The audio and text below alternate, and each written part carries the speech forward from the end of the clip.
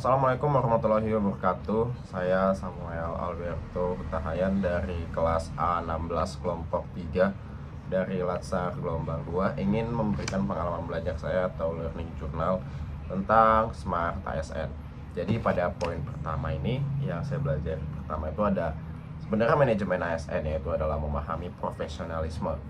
Jadi pada bagian ini tuh fokus utamanya adalah memahami bahwa ASN itu bukan hanya sekedar pekerjaan, tapi juga merupakan profesi yang berlandaskan pada sistem merit. Jadi itu ada yang di poin pelajaran utamanya itu ada kedudukan dan peran, lalu ada hak dan kewajiban, yang terakhir itu ada kode etik. Jadi di kedudukan dan peran ini memahami fungsi dari ASN sebagai pelaksana kebijakan, lalu hak dan kewajiban ini menyadari setiap hak dan kewajiban kita sebagai ASN. Ya seperti contohnya hak itu yang kita terima tuh gaji, tunjangan, cuti. Kalau kewajiban itu ya menjaga integritas dan netralitas. Lalu kode etik itu ada pentingnya menjaga perilaku agar reputasi instansi tetap terjaga dan juga terutama menghindari konflik kepentingan. Lalu saya menyadari bahwa manajemen ASN ini menciptakan birokrasi yang lincah dan juga penerapan sistem merit ini memastikan bahwa setiap pegawai memiliki kesempatan yang sama untuk berkembang berdasarkan kualifikasi dan kinerja, bukan faktor subjektif. Lalu yang kedua, saya mempelajari Smart ASN, yaitu navigasi di era digital sebagai kita aparatur sipil negara. Lalu yang pertama saya pelajari itu adalah pilar literasi digital.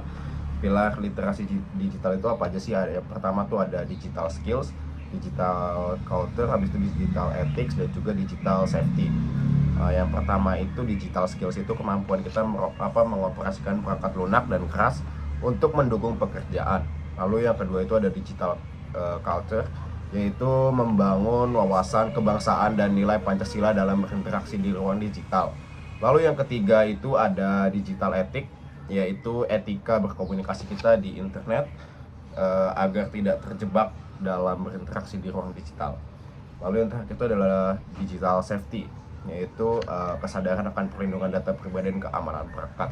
Itu seperti pengganti password tiap mungkin 1 bulan sekali.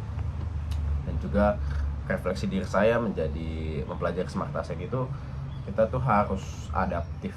Teknologi itu bukan musuh, melainkan alat untuk mempercepat kita untuk melayani publik.